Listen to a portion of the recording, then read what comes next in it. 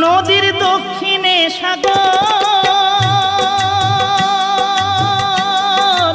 উত্তরেতে কিছু দূরে কলকাতা শহর, ভাইরে কলকাতা শহর। আবার পশ্চিমেতে মেদিনীপুর, আবার পশ্চিমেতে মেদিনীপুর, এমন কে বা দেখেছে ভাইরে ভাই, এমন কে বা দেখেছে? ডায়মন্ড হারবার থানার নিচে যে নদী আছে, ডায়মন্ড হারবার থানার নিচে যে নদী আছে।